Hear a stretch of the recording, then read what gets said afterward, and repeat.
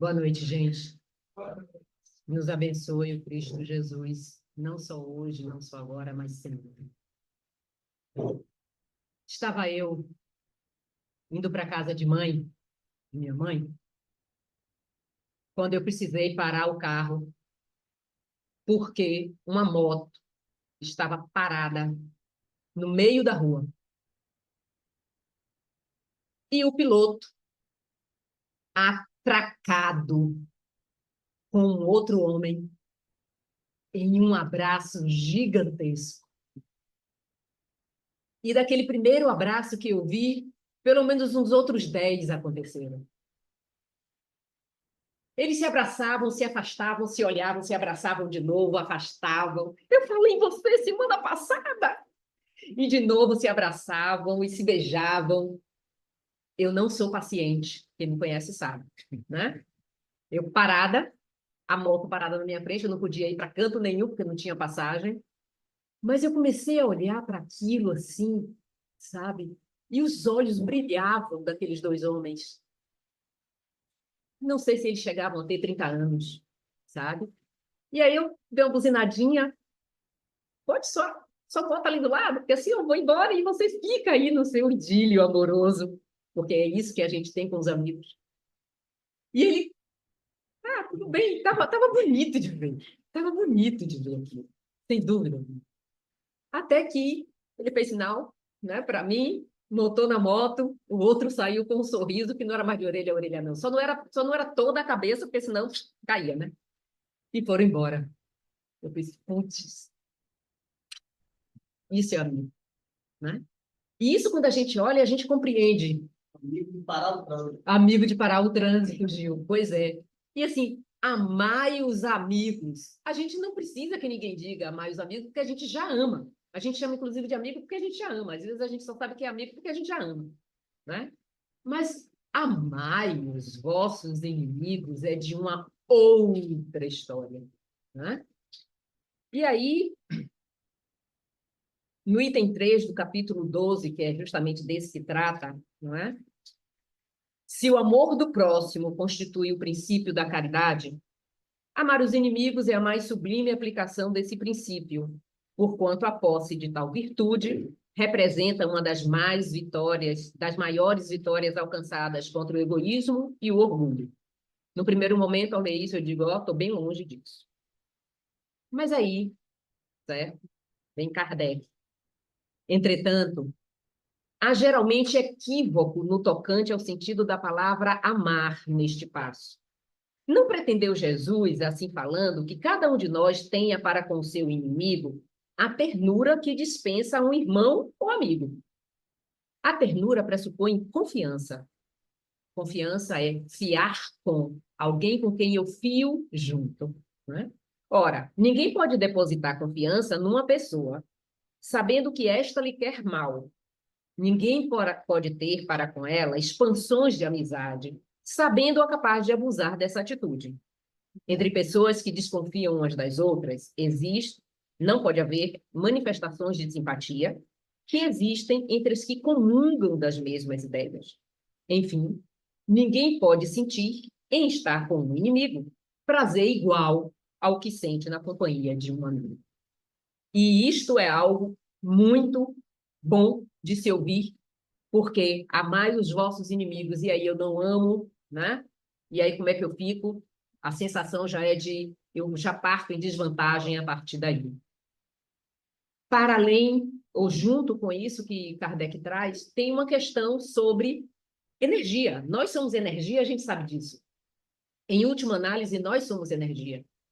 E nós temos campos eletromagnéticos que independem da nossa vontade voluntária. E os nossos campos, eles reverberam, e a gente sabe que tem pessoas que naturalmente a gente atrai para a gente e que nós somos atraídas por ela. Tem outras tantas que a gente repele, a gente até acha simpático, bonitinho, né, bacaninha, mas a gente, né, a nossa energia, aí a gente diz assim, meu santo não deu com o de Gil, certo? Não deu com o de Delma, a gente fala assim, não é? Num baianês. Então a gente sabe que tem essa questão. E com o amigo, não. Com o amigo, a gente percebe a chegada da criatura, certo? E, já disse o Pequeno Príncipe, ou a raposa no Pequeno Príncipe, certo? Uma hora antes dele chegar, a gente já começa a ficar contente. Porque a gente sabe que casa essa energia, tá? E isso não acontece com aqueles que a gente pode chamar de inimigo, ou aqueles que nos chamam de inimigo, ou mesmo que a gente assim não se chame, mas que a gente diz, eu e Tiziana, somos duas bicudas. Não é o caso, tá? Estou utilizando aqui os nomes de quem está aqui próximo da gente. Mas então o que que a gente vai fazer, né? O que fazer em relação a isso? Primeiro vamos ver de que amor é esse, porque nós somos pobres nas nossas palavras, tá? Então a gente diz, eu amo pizza. A gente sabe que não é exatamente esse, que tipo de amor é esse, né? Então a gente diz, eu amo novela. Não é o caso também, né? Mas eu amo filmes, né? Então eu amo Milton Nascimento, né? Eu amo meu marido, eu amo minha mulher. Então, assim, eu amo Cristo. Então são coisas diferentes. E aí, quando a gente vai para a filosofia, né, dos gregos, eles definem diversas facetas disso que a gente chama de amor. Uma das facetas que os gregos trazem para a gente é o amor filáutia, né? Eu acho que é assim que fala. Esse filáutia seria o primeiro de todos, que é o amor próprio. Amai o próximo como a si mesmo. Então, para amar o próximo, eu preciso me amar, claro, para saber o que é isso. Então, esse é o amor filáutia. Amar a si mesmo, o amor próprio. Tem o amor eros, que é o amor da paixão, né? Que a gente assim, simplesmente, sabendo que vai para o inferno, paixão é igual a inferno. Todos os apaixonados aqui sabem o que é isso, mas a gente quer estar apaixonada, né? Então, assim, o amor eros é essa paixão, é essa coisa que toma a gente, né? Que nos consome. Tem o amor ludus, você também sabe o que é, né? Tem o amor ludus, que é esse amor do lúdico, né? Que eu me divirto, poxa, eu me dou tanto com fulano, a gente sai, a gente vai para a praia, a gente vai para o parque, a gente vai de bicicleta, certo? Eu gosto disso, né? É algo leve. Tem o amor storge, que é pai para filho, mãe para filho, pai para filha, mãe para filho. Então, que é o amor de família. E tem o amor filia, que é esse de amigo, né? Que a gente ama o amigo, certo? Às vezes, de vez em quando, quer jogar ele pela janela, né? Mas tudo bem. Mas é um amor de amigo. E tem dois tipos de amores que eles falam que eu acho que casa bem aqui para o que a gente quer. Um é o amor pragma, né? Que é fazer pelo bem maior, pelo bem comum, que é o amor de pragmatismo, certo? Então, assim, eu preciso me dar bem com Maria José, com Gil e com Simval na diretoria do NEFA, certo? Eu posso até discordar deles e eles de mim, mas a gente precisa ter um afeto entre nós, certo? Tem pessoas que continuam casadas por conta dos filhos. Não tem mais eros, não tem mais ludos, mas elas decidem continuar numa união por conta dos filhos. Então, é este amor de pragma mesmo, né? Então, assim, é pelo bem maior. Esse eu conheço. E tem o amor ágape, que esse daí, sabe, é desse coração que se abre para que a gente possa entrar em contato com o que seja compaixão, altruísmo, né? Em uma das pesquisas, fala assim, é o sentido universal do amor que todos nós aspiramos sentir. Ágape é um amor incondicional para todos os seres vivos. É o tipo de amor que nos dá o desejo de fazer o bem. A gente flerta de vez em quando com essas coisas, tá? Pragma talvez seja muito mais. Então, quando a gente ouve Kardec falando aqui de que, claro, Cristo não está exigindo da gente ter para com o chamado inimigo a mesma disposição afetiva interna para com o amigo, né? Como é que eu vou lidar, então? O que é que eu faço para alcançar isso? Talvez aí o amor pragma entre. E no próprio capítulo certo? Kardec lista algumas coisinhas para a gente. Então, o que é amar os inimigos? Ele começa com uma negativa, ou pelo menos eu assim coloquei. Não é forçar uma afeição que não está na nossa natureza. No momento em que a gente força a afeição que não está na natureza, nós estamos caindo na falsidade. Relação alguma merece ser com base em falsidade.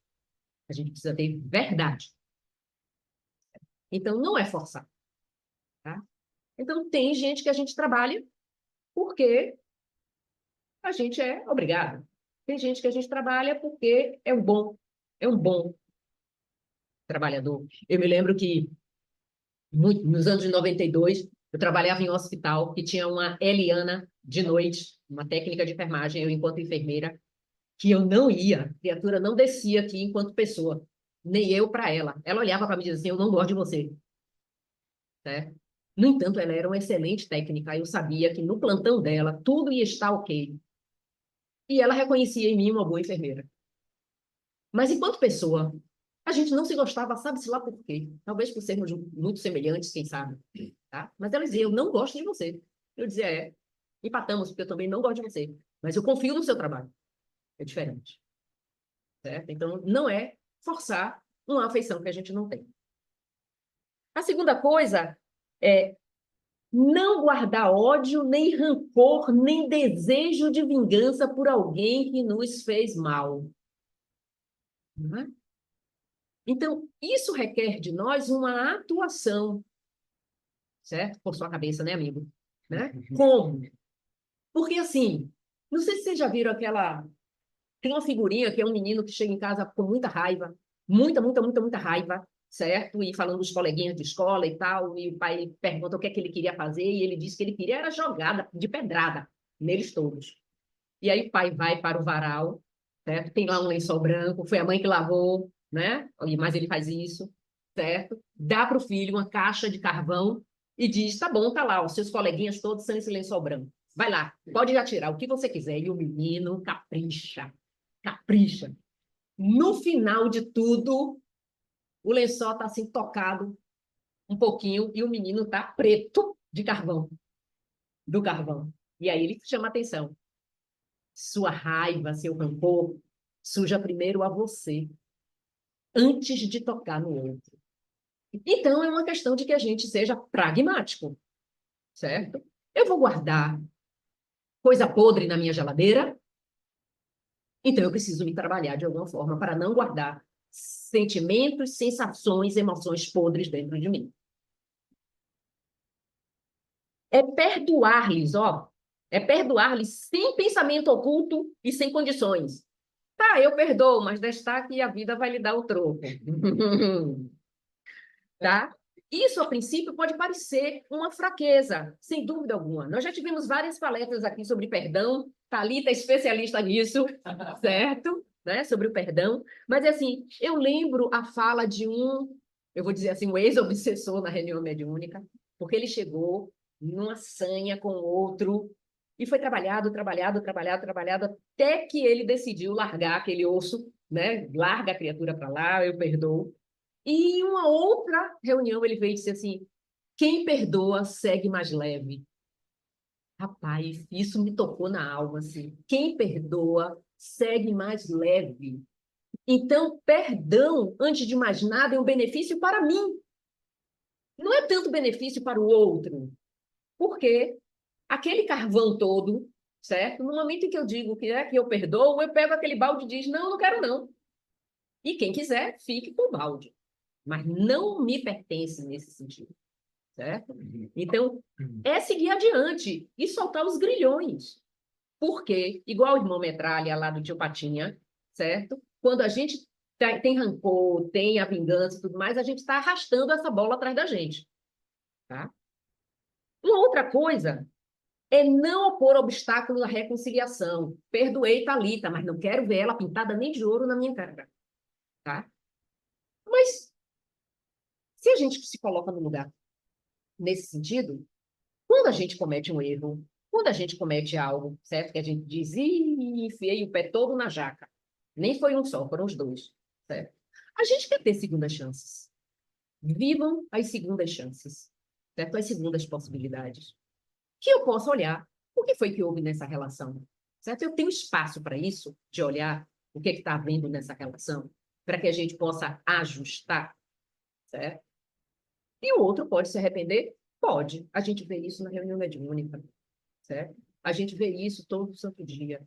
Então, o indivíduo ele pode se equivocar, ele pode se arrepender e ele pode retomar e pedir assim: abre a porta para mim, certo? A gente não abre a porta de primeira, mas a gente pode encontrar na varanda de casa, certo? E cultivar algo ali na varanda de casa, até que a gente diga: eu posso abrir a porta de minha casa e recebê-lo na sala, certo?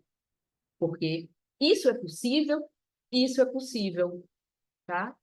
Olha, eu não quero mais fazer negócio com Thalita, mas eu posso me dar com Thalita, pelo menos socialmente. É possível, é possível. Daí a gente vê o que é que acontece, certo? Então, inicialmente, a gente não se abraça, a gente não se vê, tal, quando você eu vou lá, olha.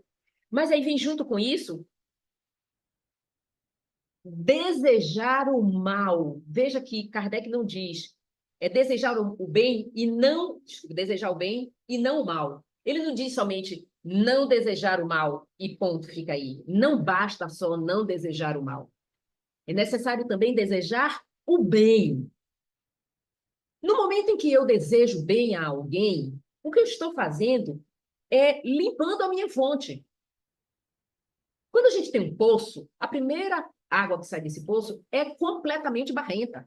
A gente precisa ir tirando água do poço, tirando para essa água ir limpando, limpando até que ela sai completamente límpida.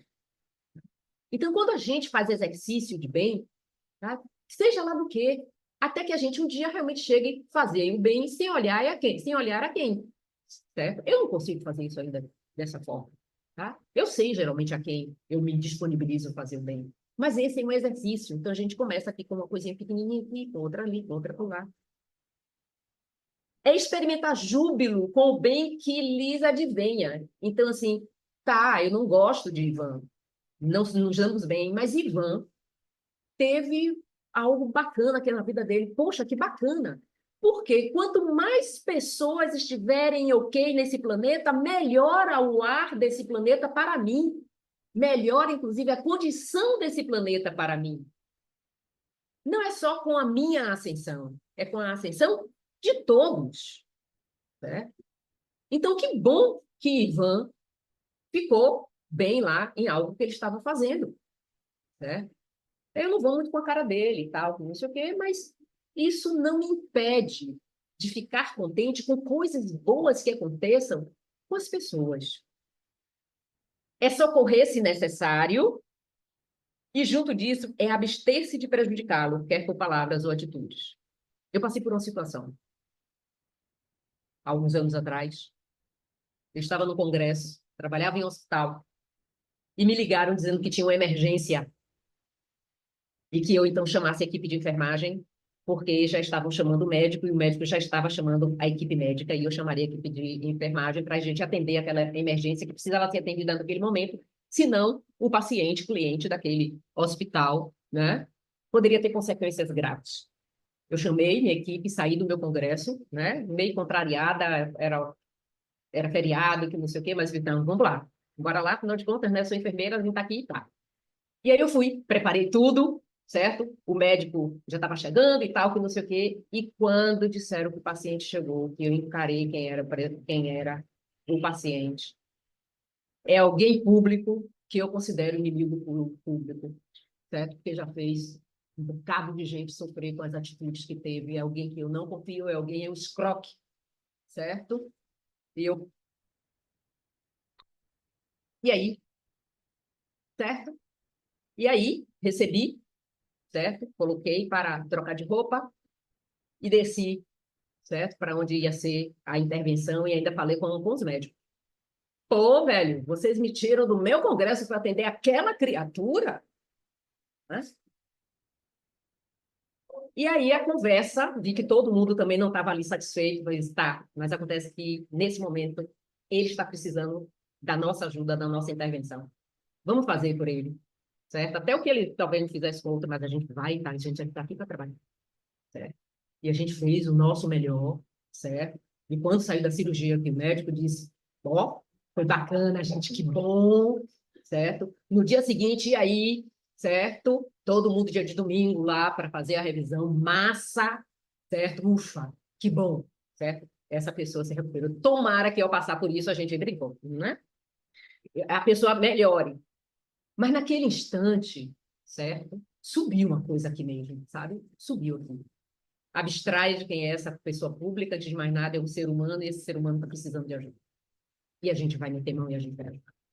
E foi o que a gente fez, certo? Checando tudo, certo? Porque antes de mais nada, tudo que eu fazia com minha equipe era assim, se fosse seu filho, se fosse sua mãe, você usava esse material e você fazia essa conduta, fazia. Então você pode fazer com qualquer um. Se você vacilar na sua resposta, você não vai fazer com ninguém. Então, naquele instante, foi isso, certo? Então, não sei se a pessoa se melhorou ou não, eu espero que esteja bem, em saúde. Retribuir o mal com o bem. Pega isso, pega, pega, certo? Me bateu, né? E eu não vou bater de volta, até porque, né? O que é que eu vou fazer em relação a isso? E nesse capítulo ainda tem assim, nesse retribuir o mal com o bem, a gente vai lembrar aqui de um exemplo de uma mãe que acompanhou na prisão o assassino do filho. Isso é um caso público, eu não me lembro. Claro que Marconi vai lembrar disso, provavelmente, mas eu não me lembro, né? Mas essa mãe acompanhou o assassino do filho, foi visitá-lo e fez uma amizade com ele, fez uma relação com ele e, de alguma forma, ela o salvou. Ela salvou aquele cara de continuar cometendo outros tantos crimes. Ele fez um mal para ela, matando seu filho, e ela fez um bem para ele. Não é todo mundo que faz isso, né? As mães são maravilhosas nessas coisas, mas é essa tentativa, o que é que eu posso fazer pelo outro, certo? Porque não é para eu me igualar com esse outro que faz esse mal. Porque se a gente fizer o mal igual, a gente vai ser igual. Igual. A gente vai ser igual. Se alguém me xinga, eu xingo também, eu tô igual. Se alguém me bate, eu bato também, eu tô igual. Se alguém me passa a perna, eu também vou passar a perna, tá igual. Certo? E não é dessa forma. Não é por aí que a gente deve ir. A gente deve buscar ser exemplo da gente mesmo, não exemplo do outro, mas exemplo para a gente mesmo. Né? E uma outra coisa, se alguém bater na sua face direita, apresenta a outra. Nossa. Existem diversos pontos de vista, né? Diversas facetas de uma mesma situação. O que o Cristo pede é que no momento em que alguém bate na gente, né, na face, então ele bate em uma faceta dessa situação, que eu possa respirar fundo, certo? Isso é importantíssimo. Respirar fundo, nem sempre eu lembro disso. Boa parte das vezes eu não lembro disso. Respirar fundo, dar um tempo para então eu responder. Isso faz diferença entre matar o outro e salvar, certo? Para que eu possa responder. E aí, quando minha mãe mora hoje em um lugar há 51 anos, eu cheguei para lá, eu tinha 6, eu tenho 57, 51 anos. Quando a gente morava, a rua principal aqui, a gente morava aqui na transversal. Nossa casa aqui, e aqui, na rua principal, tinha uma mulher. Eu não sei que cargas d'água, eu não sei dizer para vocês até hoje o que foi que ela viu, mas essa mulher implicou com minha mãe. E ela tirava dos bichos do demônio e botava em minha mãe e vinha para nossa porta fazer escândalo em altos bravos. Minha mãe pouco levantava a voz, quanto mais para discutir com ele. E no início, minha mãe tentou conversar com a mulher sobre aquilo, e ela não dava chance de jeito nenhum. E cada vez que ela fazia isso, o marido dela vinha pedir perdão à minha mãe por ela. E os filhos dela se davam com a gente, respeitavam minha mãe. Minha mãe era uma mulher respeitada na rua inteirinha, certo? O que ela dissesse para o filho de quem quer que seja, os gente não contava duas vezes, eles simplesmente faziam, tá? E essa mulher fez isso várias vezes. Aí um dia, minha mãe não mais tentou conversar com ela, ela fechou as portas e as janelas e entrou. E eu vi minha mãe chorando, Ave Maria, meu coração, eu queria ir lá matar aquela mulher. Mas minha mãe, fiquem todos aqui. Daí a um tempo, mãe fazia isso, que a mulher continuou de várias vezes, e ela já não chorava mais. Ela ia orar e fazer as coisas de casa. E eu ficava assim atônita, por que que minha mãe não respondia? Porque eu queria ir lá brigar com aquela mulher que estava xingando minha mãe de tudo quanto era nome, e minha mãe não era aquilo.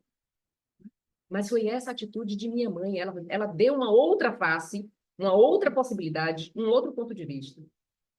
E anos depois, quando o filho daquela mulher foi assassinado na porta dela, minha mãe foi uma das mães que entraram na casa dela para consolar ela. E depois desse episódio, essa mulher mudou completamente. Mudou. É dar uma outra possibilidade. É ver qual é o outro caminho, que não é bater boca com ela, não é da parte da polícia, não é agredi-la, nem isso. Mas é se manter, né, na distância respeitosa também para não ser agredida, certo? E minha mãe fez um outro contraponto, certo? Porque o outro está equivocado, está vendo de uma forma. E eu posso estar vendo de outra se eu me deslocar dessa linha onde ele está.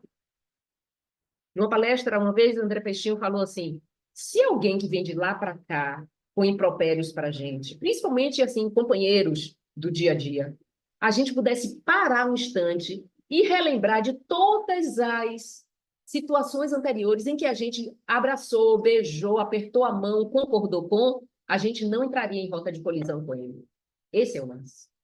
Que a gente tem inteligência afetiva, emocional suficiente para sair da rota de colisão, porque o outro vai passar direto. Vocês não vão se bater, eu não vou me bater com ele, com ela.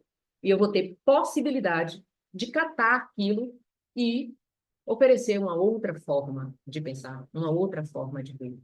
Né? Nisso tudo, vale a gente perguntar quais são os inimigos que moram dentro da gente, tá? Amai os vossos inimigos, de reconhecimento, orgulho, vaidade, rancor, mágoa, egocentrismo, egoísmo, sensação de superioridade, ignorância de si, traumas. São muitos também os inimigos dentro de nós que a gente cultiva, que a gente dá abrigo e que muitas vezes são eles que fazem com que a gente responda de uma forma bélica ao outro. Que a gente parasse para respirar, para analisar, certo? E aí, então, agir. Sem dúvida alguma, a gente agiria de uma outra forma. Eu não amo os meus inimigos, certo? No sentido de que eu amaria Simval, que eu amo Zé, não é isso, certo? A gente precisa olhar o que é que a gente pode oferecer, e inclusive se ver o quanto que eu estou implicado nisso, porque muitas vezes acontecem as coisas não é por conta do outro, é por conta de mim.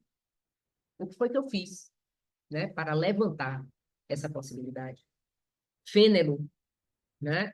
Para encerrar, vai dizer assim: o amor aproxima de Deus a criatura e o ódio a distancia dele. Eu preciso ter foco.